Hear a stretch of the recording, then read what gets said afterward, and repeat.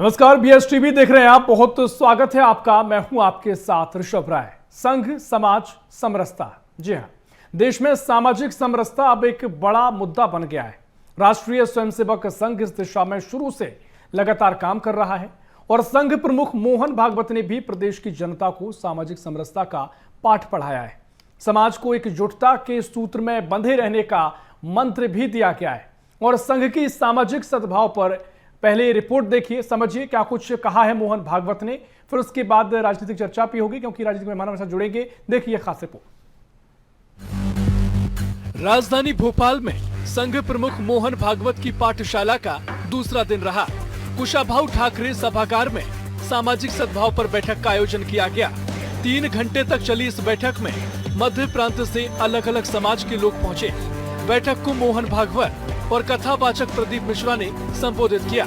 अपने संबोधन में मोहन भागवत ने कहा, समाज अलग अलग बात ना करे, सभी मिलकर आगे बढ़ें। समाज में कोई छोटा कोई बड़ा नहीं होता, सभी को मिलकर कमजोर समाज की चिंता करनी चाहिए।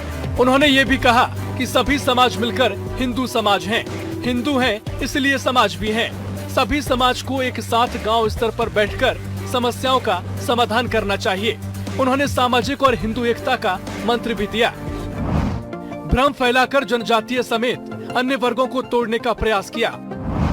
अखंड भारत में रहने वाले सभी लोगों का डीएनए एक है। सरकार को समाज से दिशा मिलना चाहिए, न कि सरकार समाज को दिशा दिखाए। सनातन हिंदू के लिए सभी समाजों को एकजुट होना पड़ेगा। हिंदू जो अलग अलग जाति में बटे हैं वे हिंदू बने रहें। हिंदू कोई जाति नहीं, हिंदू समाज सद्भावना है। सद्भावना से देश का निर्माण कर सकते हैं। अनेक जातियां एक जाति बनकर काम करें। हम समाज और राष्ट्र के नाते एक हैं। बैठक में समाजों के प्रतिनिधियों ने अपने कार्यों का प्रतिवेदन भी पेश किया। सभी ने अपने अपने कार्यों का उल्लेख किया। बैठक को कथावाचक प्रदीप मिश्रा ने भी संबोधित किया। उन्होंने कहा, संघ और शिव एक समान है कि शिव भी विष पीते हैं और राष्ट्र की रक्षा करते हैं, संघ भी विष पीकर राष्ट्र की रक्षा करने में लगा हुआ है। किस तरह से आने वाली इस पीढ़ी को प्रबल बनाना। सामाजिक सद्भाव बैठक में शामिल होने पहुंचे अलग अलग जातियों के लोगों ने भी समरसता की वकालत की।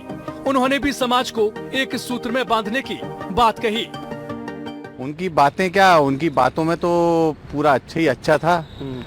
उन्होंने क्या सभी समाज को एकजुट रहकर और सभी को साथ रहने का एक संदेश दिया है। सामाजिक सद्भाव बना रहना चाहिए, शांति और सबका मेलजोल रहना चाहिए। जो वातावरण जैसे अभी रहा है बांग्लादेशियों का, और ये इसको भी सामाजिक सद्भाव से सब चीज़ें ठीक होंगी, यही बोला उन्होंने। जो समाज जातियों में बटा हुआ है और वो समाज के पास में हम जब जाएंगे कि जो है मतलब हम एक दूसरे के पास में हैं, नज़दीक रहें और पूरे विश्व के अंदर एक हमारे राष्ट्र का नाम हो। और इस आज सद्भावना दिवस था, इस सद्भावना दिवस के माध्यम से हम पूरे राष्ट्र का निर्माण कर सकते हैं। संघ सामाजिक समरसता को लेकर जमीनी स्तर पर तेजी से काम कर रहा है। मोहन भागवत ने भी अलग अलग समाज के लोगों को एकजुटता का संदेश दिया। संघ की समरसता का असर प्रदेश में कितना पड़ेगा और इस समरसता से क्या बदलेगा, ऐसे कई सवाल हैं जिसका जवाब अभी आना बाकी है। Special report Manoj Rathore, BS TV. तो ये रिपोर्ट आपने देखी, जिस तरीके से मोहन भागवत भोपाल में हैं और जिस तरीके से उनका दौरा रहा। कल भी चर्चाएं हुई थी, कल भी तमाम बिंदुओं पर बात की थी और सामाजिक समरसता कैसे लगातार बरकरार रहे और कैसे और में इस पर काम किया जाए, इस पर अब फोकस संघ कर रहा है और इसको लेकर तमाम चर्चाएं इस पर पहले भी होती आई हैं। इसी पर हम चर्चा करेंगे। खास मेहमान हमारे साथ जुड़ गए हैं, परिचय आपको उनसे हम करवा देते हैं। भारतीय जनता पार्टी से प्रवक्ता है हमारे साथ गुंजन चौकसे जी। गुंजन जी, बहुत स्वागत है आपका बीएस टीवी में। कांग्रेस से प्रवक्ता फिरोज सिद्दीकी जुड़ेंगे, फिलहाल वो नहीं जुड़े हैं, उनका भी स्वागत करेंगे। और साथ ही वरिष्ठ पत्रकार स्टूडियो में मौजूद हैं रमेश शर्मा जी। रमेश जी, बहुत स्वागत कर रहा हूं आपका बीएस टीवी में। चर्चा की शुरुआत करेंगे। गुंजन जी, पहले आप ही के पास आऊंगा क्योंकि जिस तरीके से पूरा सामाजिक सद्भाव को लेकर एक कार्यक्रम चल रहा है और सामाजिक समरसता पर जोर दिया गया है, तमाम बातों का जिक्र मोहन भागवत जी ने कहा। कहा कि भ्रम फैलाकर जनजातीय समाज अन्य वर्गों को तोड़ने का प्रयास कर रहा है, इस बात का जिक्र किया। अखंड भारत में रहने वाले सभी लोग का डीएनए एक है, तो लगातार कहते आए हैं। तो तमाम ये जो बातें हैं, सवाल यह है कि क्या अभी सामाजिक सद्भाव नहीं बना हुआ है देश में, और संघ को 100 साल का समय पूरा हो गया है। तो अगर 100 साल से संघ काम कर रहा है तो स्थिति क्यों है, इस पर भी मुझे लगता है चर्चा होनी चाहिए। गुंजन जी। देखिए, सर्वप्रथम आप सभी को मेरा बहुत बहुत प्रणाम। जब भारत का नाम लिया जाता है तो उसका अर्थ क्या है? भारत की एकता और अखंडता का जो मिसाल है पूरी दुनिया में दिया जाता है। तो हमारे पूजनीय डॉक्टर मोहन भागवत जी ने जब ये चर्चा रखी है तो ये तो समाज को जोड़ने की बात करते हैं, और यही फर्क है कि संघ जो एक काम कर रहा है वो देश निर्माण का काम कर रहा है, समाज निर्माण का काम कर रहा है, एकता अखंडता का काम कर रहा है। वहीं दूसरी ओर समाज के कुछ ऐसे लोग बैठे हैं, अगर मैं जिक्र करना चाहूंगी कांग्रेस पार्टी का। कांग्रेस सिर्फ समाज को तोड़ने का काम कर रही है, हिंदू मुसलमान में बांटने का काम कर रही है, नफरत फैलाने का काम कर रही है, बताइएगा क्योंकि महत्वपूर्ण चर्चा है कैसे कांग्रेस कर रही है, क्योंकि मुझे लगता है कि अगर कहीं से भी ऐसे प्रयास हो रहे हैं या फिर कांग्रेस को आप तर्क दे रही है तो उस पर आज खुलकर चर्चा होनी चाहिए। अगर कांग्रेस ये कह रही है, आपके नजरिए से आप कह रही है, तो कैसे?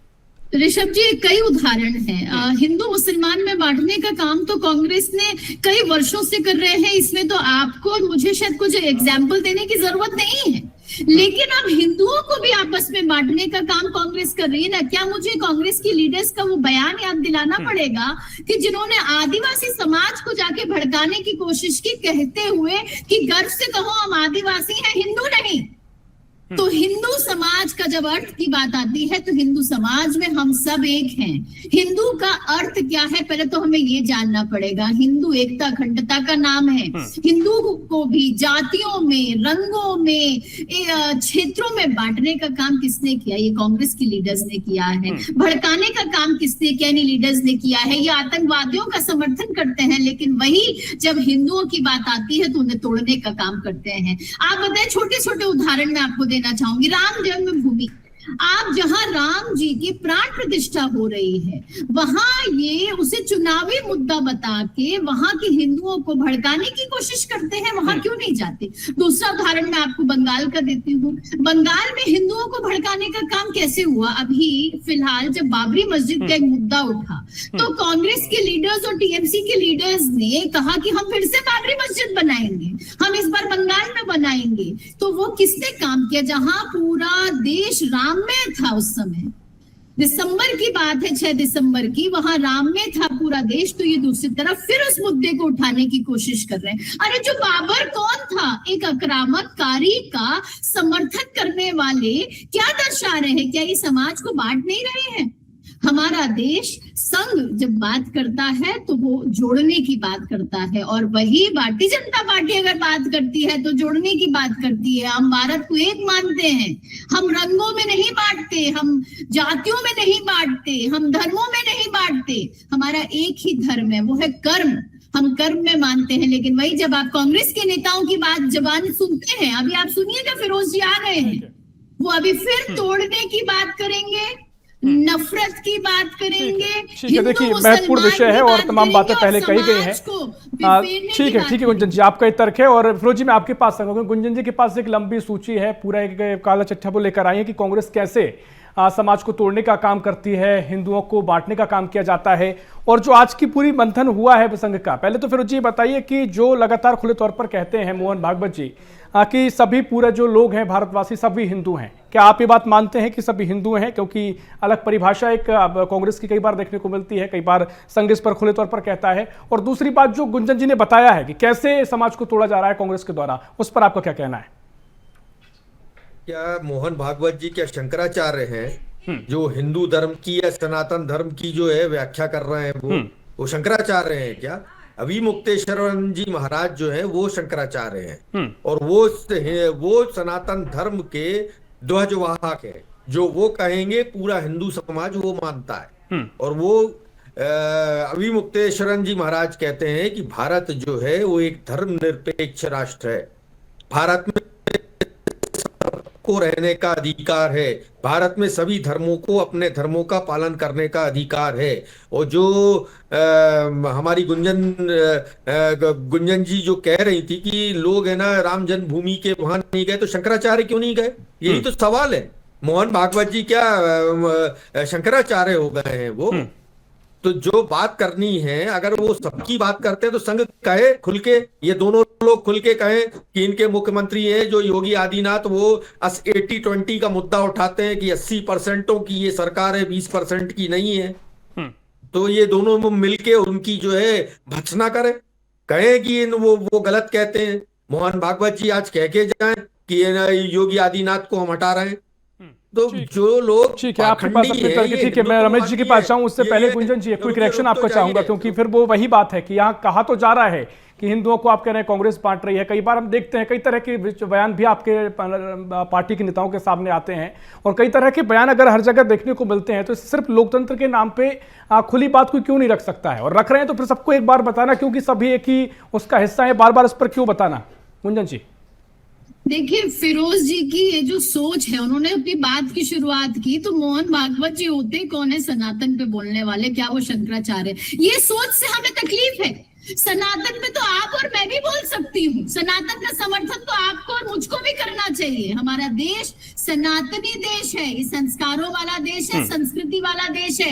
हमारी विरासत, हमारा इतिहास, हमारा गौरवशाली इतिहास, ये देश की एकता और अखंडता की बात करता है। तो सनातन की बात तो ऋषभ जी आपको और मुझको और पैनल में बैठे हर एक व्यक्ति को करनी चाहिए। इसके लिए शंकराचार्य होना जरूरी नहीं है कि अगर आप प्रभु श्री राम की बात करें, आप सनातन की बात करें, आप हिंदुत्व की बात करें, तो इसके लिए आपको कोई उपाधि मिलने की जरूरत नहीं है। आप और हम समाज के हर एक नागरिक का कर्तव्य है कि अपने भारत देश का जो गौरवशाली इतिहास है, जिसका डंका पूरी दुनिया बजाती है, अरे दूसरे देश के लोग हमारी संस्कृति को अपना रहे हैं और हमारे देश के लोग अपनी संस्कृति को कांग्रेस के नेता किस तरह पिछेड़ने का काम कर रहे हैं। अरे ये विदोषों की धरती में जाके इनके नेता ऋषभ जी क्या भाषण करा रहे हैं क्या इनसे? ठीक है फिरोज जी, मैं आपके पास आ रहा हूँ। ठीक है, भाषण देने आई है, ठीक है, आ रहा हूँ मैं आपके पास। ये कह रहा हूँ नहीं, मैं मेरी पूरी बात पूरी कर लीजिए, कर लेने दीजिए, एक एक करके। हाँ फिरोज जी बात रख लीजिए, फिर रमेश जी बड़े जर्नलिस्ट के पास में जाऊंगा। फिरोज जी मुझे रुकिए, मुझे अपनी बात पूरी कर लेने 10 सेकंड में रख दीजिएगा जी। ऐसा है कि ऐसा है कि जो हिंदुत्ववादी हैं वो अब सनातन का चूल्हा ओढ़ने की कोशिश कर रहे हैं। ये सावरकर की मूर्ति अभी जाके उसका है ना उद्घाटन करके आए वहां कन्याकुमारी में, और सावरकर ने स्पष्ट कहा था कि ये देश जो है 2 राष्ट्र है, एक हिंदू है और एक मुसलमान है। सावरकर ने ही कहा था कि ये देश जो है वर्ण व्यवस्था में की थी। तो जो लोग अपने आप को बचा रहे हैं, मैं कहता हूं इनकी जो भी विचारधारा है, अरे डट के रहो ना अपनी विचारधारा पे, कहो कि हाँ हमारी ये विचारधारा है, हम हिंदुत्ववादी हैं तो हैं। अब सनातनियों में क्यों घुस रहे हो? और सनातनियों में हो तो कहो कि हम सर्वधर्म संभाव, ठीक है, कहिए ना सर्वधर्म संभाव। ठीक है, इस पर हम रिएक्शन लेंगे। रमेश शर्मा जी मैं आपके पास आऊंगा, बड़ी धैर्य से आप पूरी बातों को सुन रहे हैं। रमेश शर्मा जी कैसे आप देखते हैं आज जो मोहन भागवत जी ने तमाम बातों का जिक्र किया और हर बार ये चर्चा का विषय बनती है? कल हमने देखा कि उन्होंने कहा कि आमतौर पर हम देखते हैं कि देश में जनसंख्या नियंत्रण पर बात होती है, कई बार चीज़ों को लेकर बात कही जाती है, फॉर्मूलेज बनते हैं, मॉडल बनता है, लेकिन कल मोहन भागवत जी ने कहा कि 3 बच्चे सभी हिंदुओं को करना चाहिए। उसका एक अलग तर्क उन्होंने दिया, एक तमाम तरीके से बातें वो रख रहे हैं। और अभी जो सामाजिक समरसता की बात कह रहे हैं, अब गुंजन जी के अपने तर्क हैं, फिरोज जी के अपने तर्क हैं। गुंजन जी या बीजेपी कहती है कि कांग्रेस हिंदुओं का बंटवारा करती है, समाज को तोड़ती है। आप इस पूरी स्थिति को कैसे देखते हैं और वर्तमान में क्या जरूरत आप महसूस कर रहे हैं? देखिए, मोटे तौर पर ये जो मोहन भागवत जी ने कल सामाजिक समरसता की और डीएनए की और सबको हिंदू की बात कही है, उस पर भाजपा क्या कहती है, कांग्रेस क्या कहती है, वो दोनों जने जाने। लेकिन मुझे संघ की दृष्टि में जहां तक मैंने समझा हुआ है अपनी पत्रकारिता में, वो राष्ट्रीयता का प्रतीक है। जिस प्रकार गुजरात का रहने वाला व्यक्ति गुजराती कहलाता है, महाराष्ट्र का रहने वाला व्यक्ति मराठी कहलाता है, उस प्रकार हिंदुस्तान में रहने वाला व्यक्ति हिंदू कहलाता है। उसका जाति से धर्म से कोई लेना देना नहीं। फिर संघ ने यह भी कहा हुआ है, किसी को अगर हिंदू शब्द अच्छा नहीं लगता तो वो खुद को भारतीय कह ले, इंडियन कह ले। तो इंडियन हो या भारतीय शब्द हो और हिंदू शब्द हो, इन तीनों का आशय और अर्थ एक है, वो नागरिकता का प्रतीक है। एक बात हुई। दूसरी बात आती है उनका कहना कि भारत में रहने वाले हर आदमी का डीएनए एक है। तो स्वाभाविक रूप से अगर आप इसको देखेंगे डीएनए को, मैं कुछ सरनेम आपको बताता हूं जो सरनेम मुसलमानों में भी हैं और वो हिंदुओं में भी हैं। अब जैसे पटेल सरनेम, यूसुफ पटेल भी आपको मिलेगा और देवकीनंदन पटेल भी आपको मिलेगा और राम सिंह पटेल भी आपको मिलेगा। पटेल सेवा वर्ग में भी है, पटेल ब्राह्मणों में भी है, पटेल ठाकुरों में भी है, पटेल मुसलमानों में भी है। अब चौधरी सरनेम, चौधरी मुसलमान भी मिलेगा, चौधरी हिंदू भी मिलेगा, ब्राह्मण भी मिलेगा, सेवा वर्ग में भी मिलेगा। भट्ट शब्द जो है कश्मीर का, वो बिगड़ करके भट्ट है तो मकबूल भट्ट हो गया। तो मोटे तौर पर अगर आप देखेंगे तो ये सारे सरनेम जो सब हिंदू में भी हैं और मुसलमान में भी हैं, जो सबको एक बताते हैं। अब एक दूसरी बात और कहना चाहता हूं, इसमें मैं 1 मिनट आपसे ज्यादा लूंगा जी। संसार के अंदर मनुष्य के जन्म की कुल 3 अवधारणा हैं। एक विज्ञान की अवधारणा है कि जीवन जल में फूटा, फिर आदि मानव बना और फिर आगे चल करके मानवता का विस्तार हुआ। तो वो जो आदि मानव था उसने ऐसा नहीं किया कि भारत में अलग मानव पैदा किया और अरब में अलग पैदा किया और लंदन में अलग पैदा किया, मुसलमान अलग बनाया और हिंदू अलग बनाया। उसने तो मनुष्य पैदा किया जो भटकता हुआ कहीं कहीं गया और उसने फलसफे कर लिए।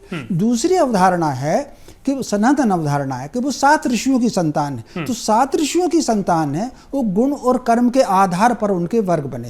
एक अवधारणा है कि एडम है और एक ईव है। एडम और ईव ही आगे चल करके हम उनको आदम और हब्बा के रूप में कहते हैं। तो उनने एडम और ईव ने या आदम और हब्बा जी ने भी ऐसा नहीं किया कि अरब में अलग इंसान बना दिया और भारत में अलग बना दिया और अफ्रीका में अलग बना दिया। मुझे लगता है काफी चीजें लोग इसको कई लोग जानते भी हैं जो पढ़ा लिखा वर्ग है। लेकिन रमेश जी, अभी भारतीय समाज में कौन बंटवारा कर रहा है? तो आरोप प्रत्यारोप लगते रहते हैं, आप इसे कैसे देखते हैं? आपके सवाल पर एक और सरनेम बताता हूं। जैसे भारत में अगर आप देखेंगे जनजातीय समाज के सारे सरनेम ऋषियों से मिलते हैं। ऋग्वेद में मुंडूक ऋषि है, आदिवासी मुंडा होता है।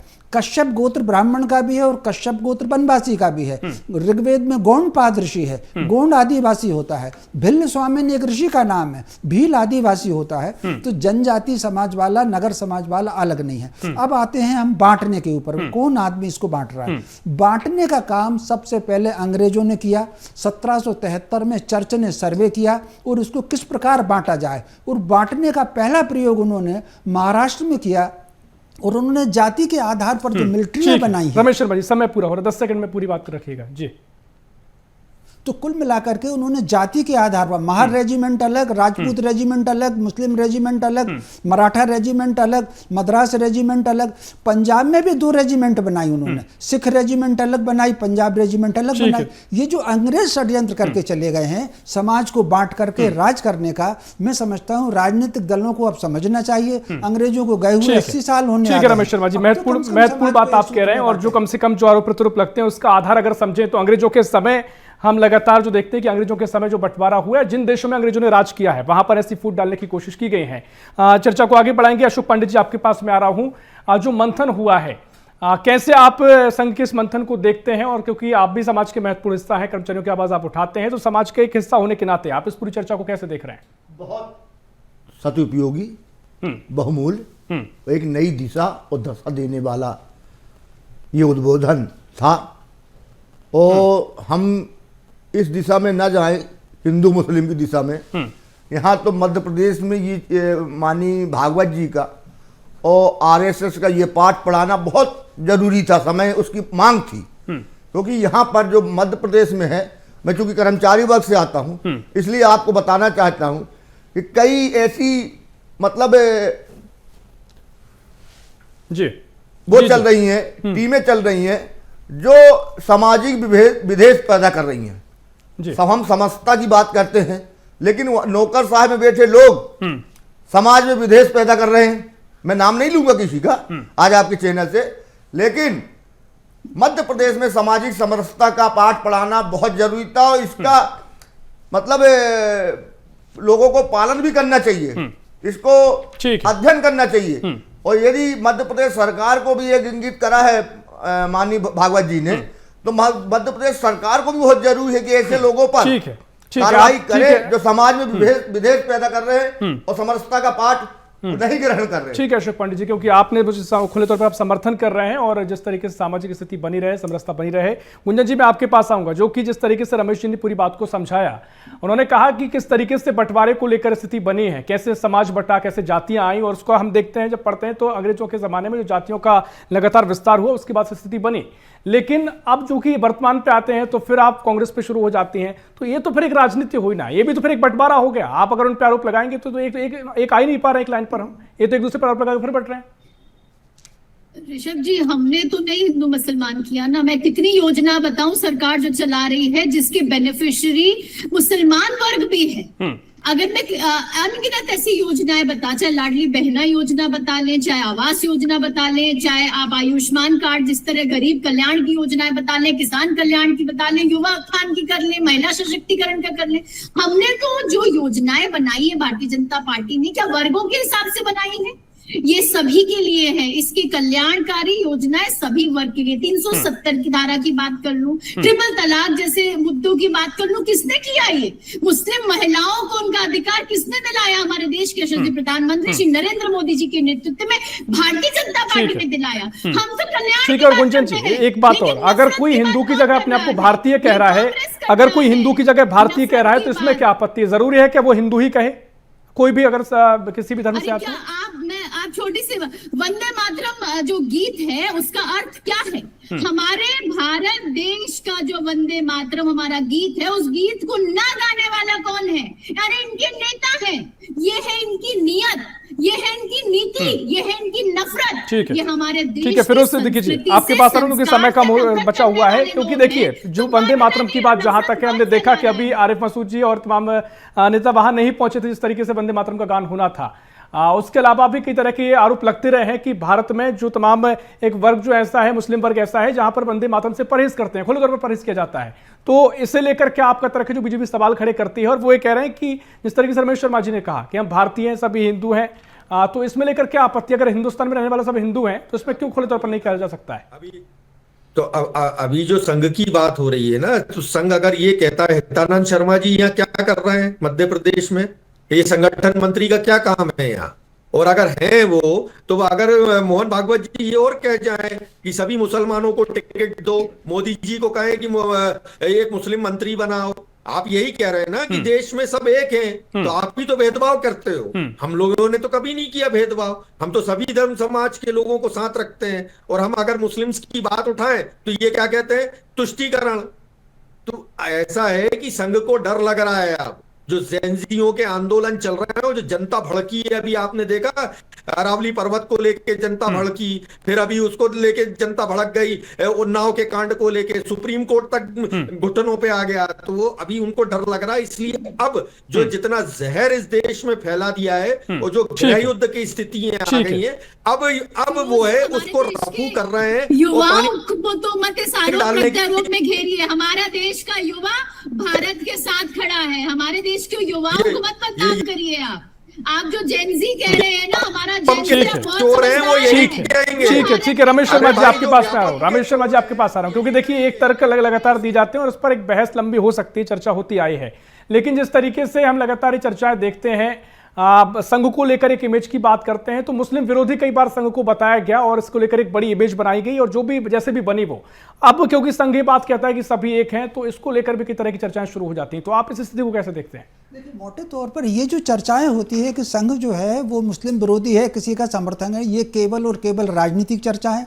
संघ में राष्ट्रीय मुस्लिम मंच एक काम करता है, 100 मुस्लिम समाज के युवा हैं जो विस्तारक के रूप में काम कर रहे हैं। और इसका उदाहरण पिछले दिनों जब अयोध्या में रामलला विराजमान हुए तो बाकायदा राष्ट्रीय मुस्लिम मंच में सैकड़ों मुसलमान पदयात्रा करके वहां पहुंचे हैं। तो मोटे तौर पर वो सबका डीएनए एक मान करके चल रहे हैं, उनकी दृष्टि में कोई अलग नहीं है। एक छोटा सा उदाहरण देना चाहता हूं, जैसे फिरोज सिद्दीकी जी हैं, इनका सरनेम सिद्दीकी है, सिद्दीकी उपाधि है, ये जो अरब की उपाधि है। अब सिद्दीकी सरनेम जो है वो सिद्ध, संस्कृत में सद धातु होती है, उससे सिद्ध बनता है। तो सिद्दीकी जो विशेषताएं हैं वो सिद्दीकी की विशेषताएं, ऐसा मैंने पढ़ा हुआ है। तो कहां से फिरोज भाई अलग हो गए? सबका डीएनए एक प्रकार से एक है। नहीं, और दूसरी बात एक और, क्योंकि समय पूरा हो गया, रमेश जी आप ही थोड़ा विस्तार से बता दीजिएगा। इन तीनों से ये पूछिए कि एक आध प्रचारक का नाम बताएं जो मुस्लिम हो, क्रिश्चियन हो, एक आध प्रचारक का नाम पूछ लो। क्योंकि सर ये भी चीजें देखने को मिलती हैं, और जिस तरीके से चाहे लगातार की बात बार बार क्यों दोहराई जाती है? अगर सब एक हैं तो फिर एक रह सकते हैं, भारतीय एक परिभाषा हो सकती है, लेकिन जोर देना बार बार बनाना चाहिए ना भाई। संघ को मैं बनने को तैयार हूं, प्रचारक बनाएंगे वो मुझे।